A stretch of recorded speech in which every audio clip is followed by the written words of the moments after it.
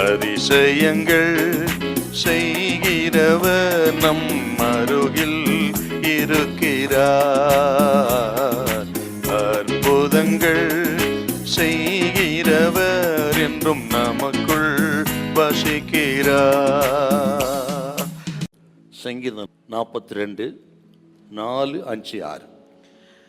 முன்னே நான் பண்டிகையை ஆசரிக்கிற ஜனங்களோட கூட நடந்து கூட்டத்தின் களிப்பும் துதியுமான சத்தத்தோட தேவாலயத்திற்கு போய் வருவேனே.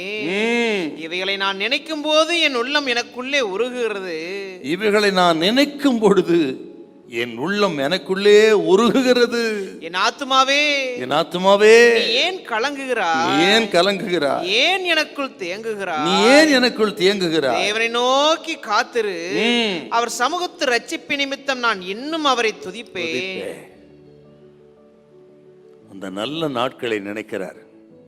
122ஆம் சங்கீதம் முதல் வசனத்தின்படி, நாங்கள் தேவாலயத்துக்கு சந்தோஷமாய் போய் வருவோமே என்று வருஷத்துக்கு 3 விசை இஸ்ரவேலர்கள் எருசலேமிலிருந்து தேவாலயத்துக்கு போகணும்.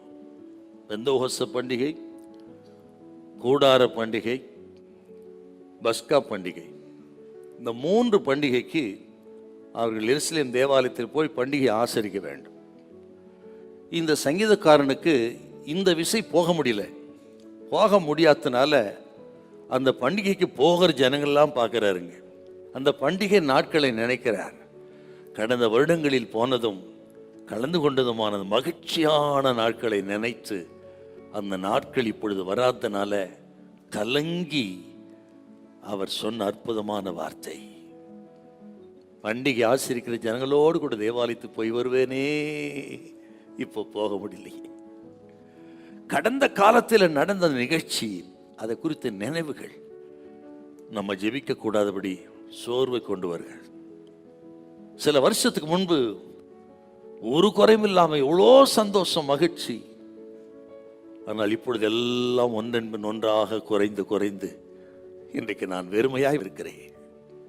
முன்பு போல என் வாழ்க்கை இல்லை, என் குடும்பம் இல்லை, என் பொருளாதாரம் இல்லை. ஒரு காலத்தில் எல்லாருக்கும் உதவி செய்தேன், இப்போ ஒன்றும் இல்லாதனால யாருமே என்னை நெருங்கலை, எல்லாம் தூரமாயிட்டாங்க. ஒருவேளை இன்றைக்கு அப்படிப்பட்ட கடந்த நாட்கள் இருந்த செழிப்பு இன்னைக்கு இல்லாதனால சோர்வடைந்து ஜபத்தையே கூட நிறுத்திருக்கலாம். நீ உங்களுக்காகத்தான் கர்த்தர் பேசுறாருங்க. கர்த்தர் சொல்ற அந்த நாட்கள் மறுபடியும் வரும். உன்னை விட்டு போனவர்கள் திரும்பி வருவார்கள், உன் தயவை நாடி வருவார்கள்.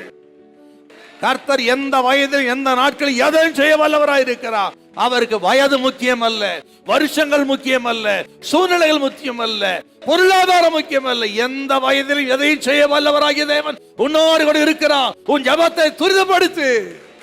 மறுபடியும் ஜபத்தை தொடங்க. உங்களை விட்டு போனதெல்லாம் உங்களை தேடி வரும்.